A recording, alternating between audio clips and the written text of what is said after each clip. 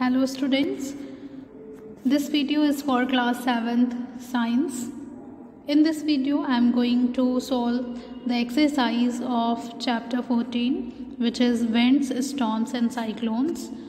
So let's begin. The first kind of questions are take the correct option, and the first question is a cyclone alert is issued dash hours in advance. कभी भी अगर cyclone alert issue किया जाता है तो वो कितने घंटों पहले इशू किया जाता है, लोगों को बताया जाता है.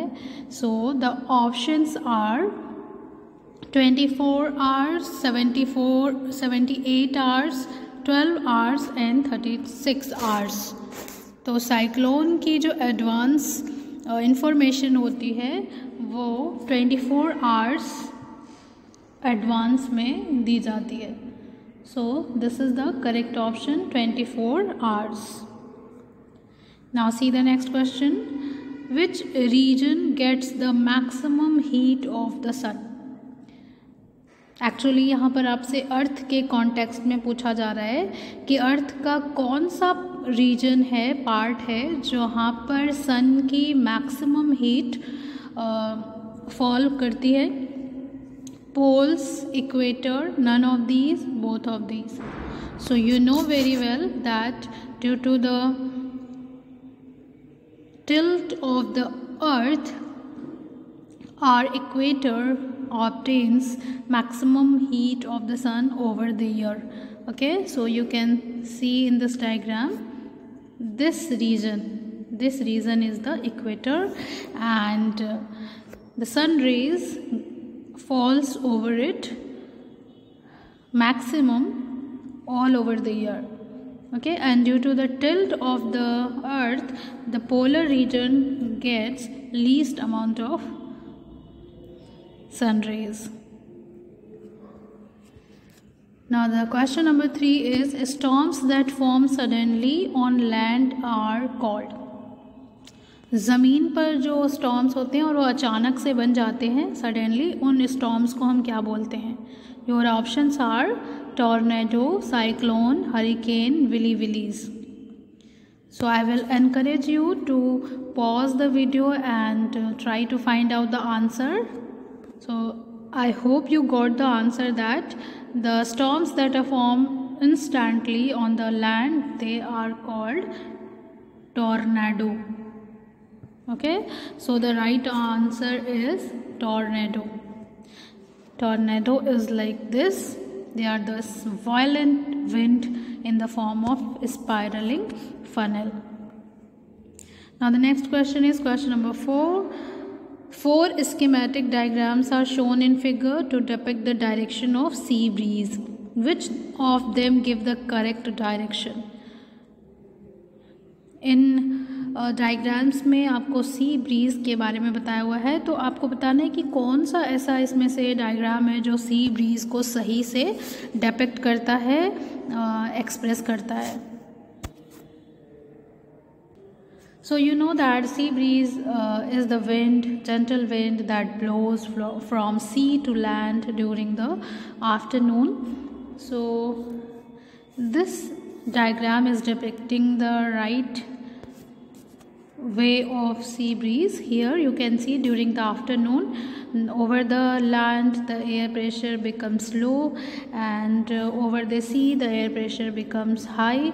So the cool gentle wind blows from sea to land, means from high pressure area to low pressure area, and this way the sea breeze occurs. So option C is the correct expression of sea breeze.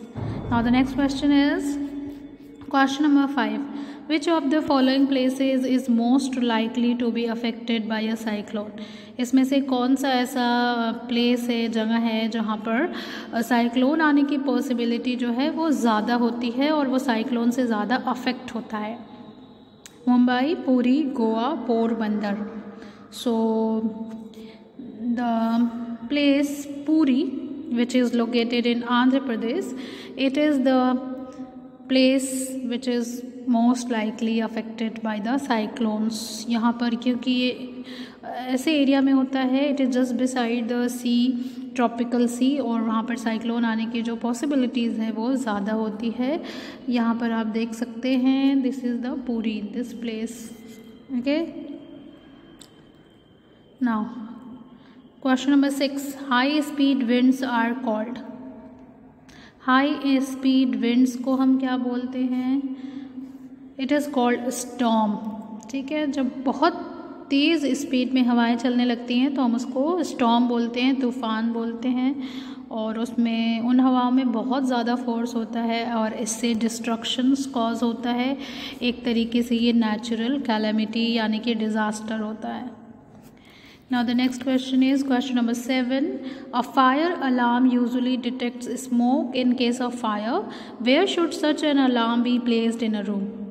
Fire alarm आप जानते हैं, जो alarm देता है यानी कि हमें indicate करता है जब कभी भी कहीं आग लग जाती है। तो अगर आपने फायर अलार्म वहाँ पे लगाया है तो it will start to producing alarming sound and you will get to know that fire took place. So ये फायर अलार्म आप कहाँ लगाएंगे अगर आपको लगाना है किसी रूम में? So options are near the door, on the floor, on any wall, on the ceiling. Door के पास लगाएंगे आप, फर्श पर लगाएंगे, या किसी दीवार पर, या फिर सीलिंग, छत पर लगाएंगे। तो क्योंकि आप जानते आग लगेगी ना, तो उसमें जो स्मोक होगा और हीट अप होने से हवा जो है और जो स्मोक है वो ऊपर की तरफ राइज अप होगी, है ना, क्योंकि गर्म होकर हवा हल्की हो जाती है, स्मोक भी गर्म होती है, वो हल्की होती है, तो वो ऊपर की तरफ जाती है।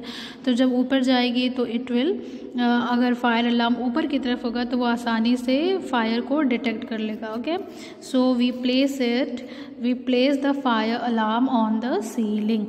On the ceiling is the correct option here. Okay, now see the next question. Question number 8. The figure alongside shows a child blowing air with a straw near the opening of another straw which has its other end in a soft drink bottle. It was observed that the level of the soft drink in the straw rises up as soon as air is blown over its open end. Which one of the following best explains the reason for the rise in level of the drink?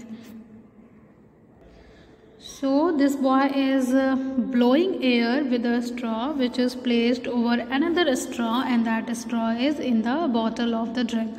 देखिए ये बच्चा जो है वो straw लेकर blow कर रहा है एयर, और ये दूसरी स्ट्रॉ पे इस तरीके से ऊपर उसने प्लेस किया हुआ है, और ये जो दूसरी वाली स्ट्रॉ है वो ड्रिंक के अंदर, बॉटल के ड्रिंक के अंदर है। तो जब ये एयर को यहाँ से फ्लो कर रहा है, ब्लो कर रहा है, तो आपको देखने को मिल रहा है कि इस बॉटल में जो ड्रिंक है वो ऊपर राइज कर रही है। ऐसा क्यों हो रहा है? आपके ऑप्शंस हैं, the first one is blowing of air decreases, pressure over the opening of the straw of the soft drink bottle collapses when air is blown over its open end, blowing air warms up the air inside the straw, blowing air increases the pressure on the surface of the soft drink in the bottle. तो इसमें से पहला option जो है वो correct है कि जब देखिए इस तरीके से एक स्ट्रॉ है और दूसरी स्ट्रॉ ऐसे यहाँ पर इसके राइट एंगल में प्लेस है, तो जब ये बच्चा यहाँ से एयर को ब्लो कर रहा है, तो एयर ब्लो करने से देखिए क्या हो रहा है, यहाँ की जो एयर है it start to push forward, तो यहाँ से एयर क्या हो जा रही है, हट जा रही है। ठीक है, एयर हट जा रही है यहाँ से लाइक दिस। तो फिर इस जगह पे क्या हो रहा है, लो प्रेशर एरिया क्रिएट हो जा रहा है, और लो प्रेशर एरिया क्रिएट होने की वजह से क्या हो रहा है कि यहाँ पर ये जो बॉटल है इसमें जो ड्रिंक है वहाँ पर हाई प्रेशर एरिया है। ठीक है, वहाँ पे तो बहुत सारा ड्रिंक है, एयर है, तो वहाँ पे हाई प्रेशर एरिया। तो जब यहाँ पर लो प्रेशर एरिया क्रिएट हो रहा है उस समय यहाँ पर क्या है, हाई प्रेशर एरिया। तो इस वजह से क्या होता है कि जो ये ड्रिंक है it will rise up. So that's how your answer A is the correct. Now see the next question. Question number 9. Curtain is hanging at the entrance of a room. A long corridor runs at right angle to the door that is parallel to the curtain. If a strong wind blows along the corridor, the curtain will. एक room है, उसके सामने पर्दा यानी कि curtain टंगा हुआ है और उसके राइट एंगल में एक कॉरिडोर है जो कि पैरेलल टू द कर्टेन है। और अगर उस कॉरिडोर में हवा चल रही है तो वो फिर उससे क्या होगा, जो कर्टेन है it will get pushed inside the room, get collected towards one end swirled यानी स्वर्ल हो जाएगा, या फिर get pushed outside the room या रिमेन अनअफेक्टेड। तो यहाँ पर आपका जो राइट आंसर होगा वो होगा get pushed outside the room. Option C is the correct one. ठीक है, जब हवा पैरेलली जो है वो चलेगी तो वहाँ पर हाई प्रेशर एरिया होगा, तो फिर वहाँ से due to the high pressure area तो जो विंड है वो हाई से लो की तरफ मूव करेगी, मतलब outside the room. Now the next question is fill in the blanks. On heating, air becomes dash and hence rises. हवा जब गर्म होती है तो क्या होता है, it becomes lighter.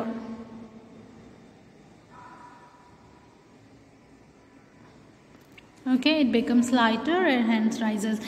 तो जब भी एयर हीट अप होती है तो इसके जो मॉलिक्यूल्स होते हैं वो एक्सपैंड होने लगते हैं, है ना, और एक्सपैंड होने की वजह से वहाँ पर वो हल्के हो जाते हैं और ऊपर की तरफ मूव अप करने लगते हैं।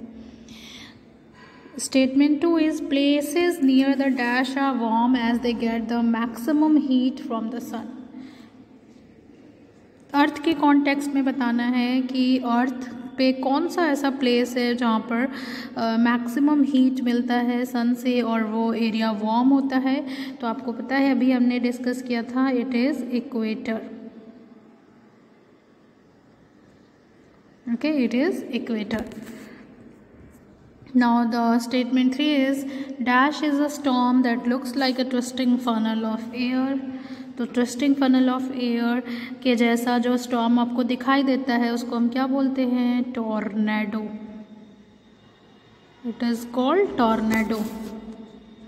So you'll fill tornado. Question number 4, high speed winds are accompanied by reduced जब भी बहुत तेज़ हवाएं चलती हैं तो इसका मतलब होता है कि कहीं पर प्रेशर जो है वो रिड्यूस्ड है, मतलब कि कम है। ठीक है, क्योंकि आप जानते हैं कि जब अनइवन प्रेशर क्रिएट होता है तो फिर एयर हाई प्रेशर एरिया से लो प्रेशर यानी कि वो जगह जहाँ पे प्रेशर रिड्यूस है, घटा हुआ है, कम है, उस तरफ एयर मूव करने लगती है। और जितना ज़्यादा इम्बैलेंसिंग ऑफ प्रेशर होता है किसी दो जगह पर, उतनी तेज़, उतनी हाई स्पीड विंड जो है वो चलती है। Next question is question number 5, high speed wind can cause cyclone in regions of dash pressure. Cyclones कहाँ पर बनते हैं, जहाँ पर लो प्रेशर होता है। जहाँ पे प्रेशर लो होता है वहीं पर साइक्लोन्स बिल्डअप होते हैं। ये हमने चैप्टर में पढ़ा था, और अगर आपको नहीं पता है तो आप जो है वो प्रीवियस वीडियो को सर्च करके उसमें समझ सकते हैं। Next question, question number 6, the main cause of wind movement is uneven dash on the earth. हवा के चलने का जो मेन रीज़न होता है वो क्या होता है, uneven heating, uneven heating on the earth, है ना। कहीं पर ज़्यादा कोई प्लेस ज़्यादा हीट अप हो जाता है, कहीं पर कम। तो जहाँ पर ज़्यादा हीट अप होगा वहाँ पे एयर प्रेशर कम हो जाएगा, और जहाँ पे कम हीट अप होगा प्लेस वहाँ पे एयर प्रेशर ज़्यादा होगा। और जैसे ही डिसबैलेंसिंग होगी, अनइवन एयर प्रेशर क्रिएट होगा किसी दो जगह पर, तो एयर जो है वो हाई प्रेशर से लो प्रेशर की तरफ मूव करने लगेगी, और मूविंग एयर को ही हम विंड कहते हैं। और जब यही विंड बहुत ही तेज़ स्पीड में मूव करने लगती है तो उसको हम स्टॉर्म कहते हैं, जो कि एक डिस्ट्रक्टिव इवेंट होता है, इससे हमें नुकसान होता है। Question number 7 is not there, so fill in the blanks is over. Now I'll see very short answer questions. So the first question is, why does warm air rise? So can you think why does warm air rise? Yes, the answer is, on heating the molecules of hot air move farther away from each other and become lighter, thus it rises up. Question number 2. When you drink a soft drink with the help of a straw, what forces the liquid up the straw? So you know very well, this is atmospheric pressure. Question number 3. How are wind currents generated? Wind currents कैसे बनती हैं? Wind currents are generated due to uneven heating on the earth. अर्थ के uneven heating होने की वजह से wind current generate होती हैं. What are tornadoes? A violent twisting funnel of wind is called tornado. यहाँ पर आप देख सकते हैं, this is the picture of tornado. What is a cyclone? Cyclone क्या होता है? तो a cyclone is a violent storm accompanied by strong spiraling winds, heavy rainfall and tidal waves. You can see this is the picture of cyclone over the sea. Cyclones हमेशा sea में originate होते हैं. What is a cyclone shelter? Cyclone shelter is basically a solid building and elevated construction that provides security from the cyclones and associated storm surges. ये लोगों को security provide करने के लिए, साइक्लोन से बचाने के लिए ये स्ट्रॉन्ग बिल्डिंग्स बनाई जाती हैं. Question number 7. What are tornado shelter? Tornado shelter क्या होते हैं? A tornado shelter is a room without any window situated underground that provide security from tornado. Tornado से बचने के लिए अंडरग्राउंड शेल्टर बनाए जाते हैं, उन्हें हम टॉर्नेडो शेल्टर कहते हैं, जैसा कि आप इस पिक्चर में देख सकते हैं. Question number 8. A flat in Mumbai with a balcony facing the sea has some clothes hung on a clothes line in the balcony. Towards which direction will the cloth be blown in the afternoon? Explain. ठीक है, एक flat है मुंबई में और उसकी balcony जो है वो सी की तरफ है, सी साइड की तरफ है, और उस बालकनी में जो क्लोथ्स लाइन है उस पर कुछ कपड़े टंगे हुए हैं. और अगर दोपहर में हम देखें तो किस डायरेक्शन में वो बालकनी में टंगे हुए कपड़े ब्लो करेंगे? तो the clothes will be blown towards the house due to the sea breeze blowing towards the land. Afternoon में क्या होता है? सी ब्रीज चलती है, हवाएं जो हैं वो सी से लैंड की तरफ चलती हैं. You can see here. So sea breeze की वजह से जो क्लोथ्स होंगे वो टुवर्ड्स द हाउस ब्लो करेंगे. Question number 9. The figure given below shows a diagrammatic representation of trees in the afternoon along the sea coast. Sea coast पे कुछ पेड़ हैं और दोपहर के समय में ये क्या कर रहे हैं? ब्लो कर रहे हैं. ठीक है, तो state on which side is the sea, A और बी. अब यहाँ पे आपको बताना है कौन से साइड पे बी होगा. अब आफ्टरनून है तो आफ्टरनून में सी ब्रीज चलता है, तो सी ब्रीज चलेगा किधर से किधर? सी से लैंड की तरफ चलेगा. तो लैंड की तरफ पेड़ झुके हुए होंगे, बेंड होंगे, तो यहाँ पर होगा लैंड और यहाँ पर होगा सी, है ना. तो यहाँ पर आप बता सकते हैं since the trees in the diagram are incline towards A, the sea is on the side B. Question number 10. Flag mounted on a flag post near the sea coast flutters in the direction of the sea. At what time of the day does this happen? At midnight or in the afternoon? समंदर के किनारे कुछ झंडे लगे हुए हैं, वो Flutter कर रहे हैं. ठीक है, और उनका जो फ्लटरिंग का जो डायरेक्शन है वो किधर है? सी की तरफ है. बताइए ऐसा कब होगा? मिडनाइट में होगा कि आफ्टरनून में होगा? तो आपको पता है कि अगर सी की तरफ डायरेक्शन होगा फ्लटरिंग फ्लैग का, तो इसका मतलब लैंड ब्रीज चल रही होगी, है ना. लैंड ब्रीज लैंड से सी की तरफ चलती है. तो at night the water cools down more slowly than the land, so at midnight cool wind from the land moves toward the sea. Therefore at midnight the flag mounted on a flag post near the sea coast flutter in the direction of sea due to the land breeze.